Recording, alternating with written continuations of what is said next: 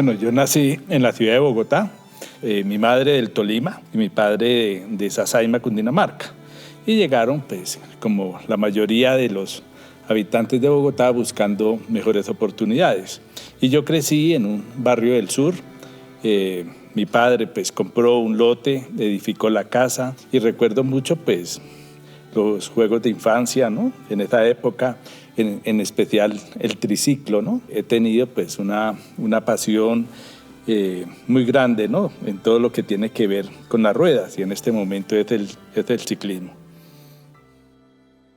Somos 7 hermanos, yo soy el sexto, el único hombre, el resto pues mujeres. Yo hice el bachillerato ya en el centro de Bogotá, en un colegio, Agustín Nieto Caballero. Un colegio pues, que también lo recuerdo con mucho cariño. Una rotación que hubo, que en esa época pues, era un modelo educativo que imperaba en el país, hacer de los bachilleres algo más que bachilleres, es decir, que las personas se graduaran con un oficio adicional. De manera que yo hice rotación por talleres de electricidad, de mecánica automotriz, de culinaria, de repostería, de muchas cosas, ¿no? Para finalmente decidirme en tercero bachillerato por la mecánica automotriz. Y me decidí por la mecánica automotriz porque el negocio de mi papá tuvo que ver con carros, ¿sí? Con el transporte.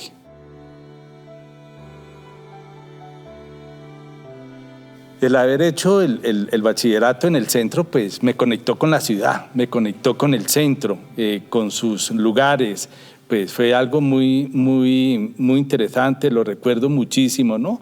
Porque fue ir descubriendo espacios, ¿no? Bibliotecas, diversos cines, ¿no? En esa época, en el centro de Bogotá, existían muchas, pero muchísimas salas de cine. Y ya con respecto al colegio mismo, pues una experiencia de contraste, ¿no? Del aprendizaje, de la mecánica, porque ya en la primaria me habían desarrollado esa sensibilidad hacia las ciencias, de manera que ver un piñón, ver un pistón, ver un engranaje, pues me conectaba con esa primaria, me conectaba con el mundo de las ciencias, ¿no? Entonces sentía mucho apasionamiento en estudiar la mecánica, no tanto por el oficio o un eventual oficio, sino por el mundo de las ciencias, por el valor de las ingenierías.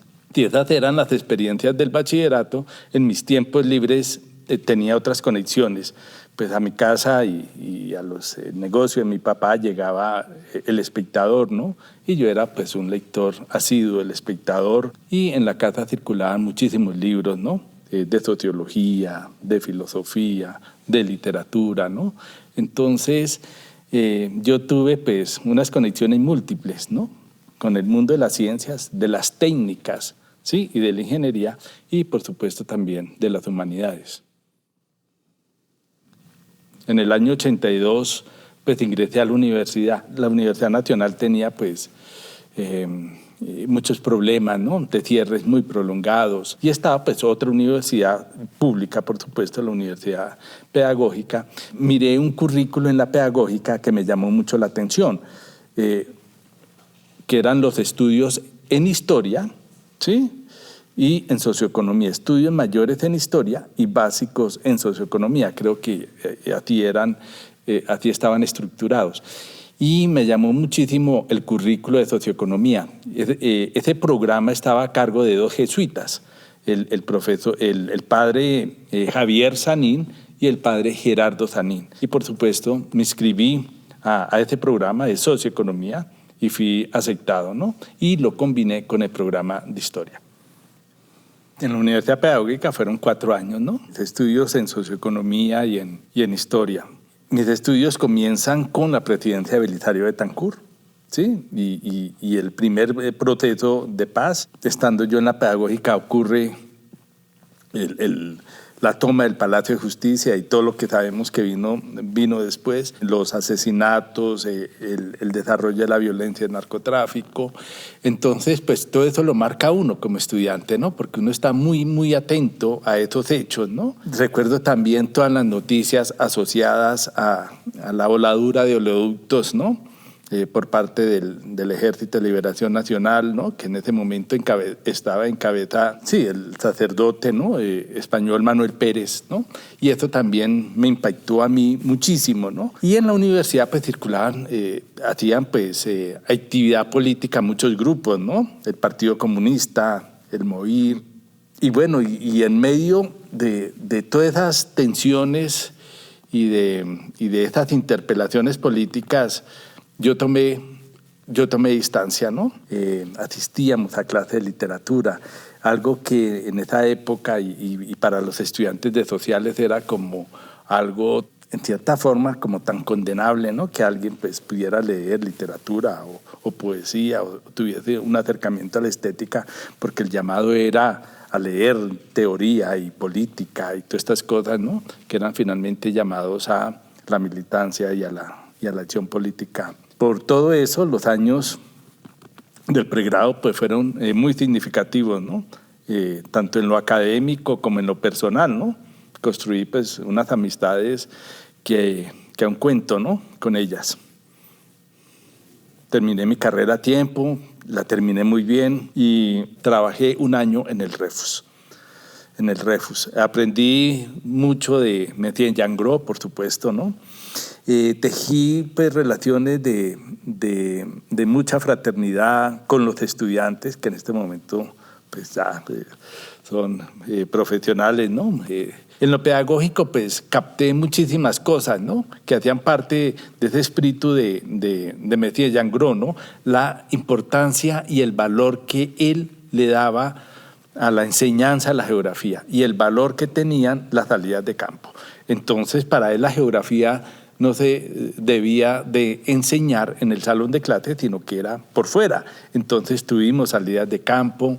Ese año en el Refus pues, fue la ocasión para leer intensivamente lo que no había leído en la universidad y en esos espacios, ¿no? De autoformación, lo leí de manera acelerada en el Refus, ¿no? Y claro, como era el primer año de trabajo, las preparaciones de clase eran muy, muy prolongadas. Yo llegaba a mi casa a las 4 de la tarde y empezaba a preparar mis clases y me daba a las 10, a las 11 de la noche, pero eso me daba muchísima seguridad para el otro día.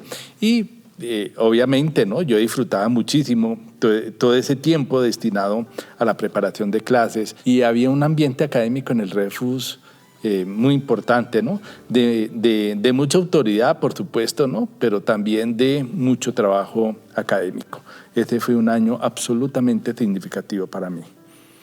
Pero claro, estando enseñando en el Refus, yo tenía claro que tenía que pegar un salto adelante. Me presenté a la maestría, era el único programa que tenía el Departamento de Historia de la Universidad Nacional. Pero para ese momento, en el año 87, 88, pues la maestría de Historia era el gran programa. Entonces, ese paso por la Universidad Nacional fue muy, pero muy importante, ¿no? Y a la par, entré a trabajar en la noche en el Instituto Técnico Central. Era el establecimiento público emblemático de la formación técnico, profesional y tecnológica en Colombia. ¿Sí? Una institución emblemática. 16 años duré en el Instituto Técnico Central enseñando, ¿no? De paso, pues yo estructuré en el Técnico Central lo que fueron las humanidades, ¿no? Le di como rigor, establecí como, o instauré, forjé como una especie de currículo de lo que debían ser las ciencias sociales y humanas para técnicos profesionales y para tecnólogos. Y yo creo que eso tuvo un gran desarrollo y un gran efecto, ¿no? En los años 90 había terminado yo mis estudios, ¿no? De posgrados en la Universidad Nacional. Trabajé en muchas universidades, en la Universidad Central, en la Universidad Santo Tomás. Y en la Universidad Santo Tomás dicté unos cursos en una especialización que se llamaba Enseñanza de la Historia. Y allá pues trabajaba la profesora Diana Bonet. Y Diana Bonet en ese momento era también la directora del Departamento de Historia de la Universidad Javeriana. Ella trajo mi hoja de vida aquí a la Universidad Javeriana, eso fue en el año 2000. Y empecé a dictar unos cursos, ¿no?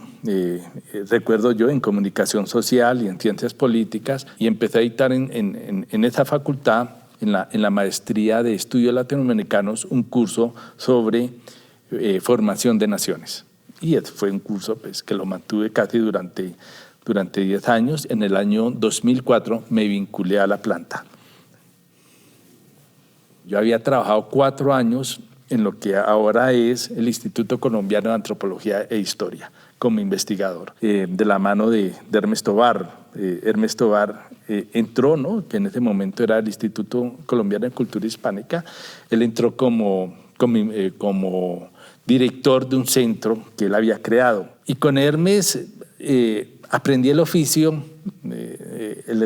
historiador, ¿no? La sensibilidad por las fuentes, por los archivos. Y bueno, con Hermes tomé 2 cursos, ¿no? En la Universidad Nacional, el curso de Historia Colonial, otro curso sobre historiografía del siglo XIX, y finalmente él me dirigió la tesis, ¿no? De manera que ese fue mi contacto, ¿no? Para entrar a lo que ahora es el ICANN. Y fueron 4 años muy productivos. Participé en la elaboración de índices de documentación muy importante para la investigación, con Hermes Tovar y con otros colegas como Guillermo Sosa, como Luis Enrique Rodríguez, Patricia Echeverry y Marta Herrera, por supuesto, fundamos la revista Fronteras, y en este momento es una de las revistas en historia colonial y del siglo XIX más importantes.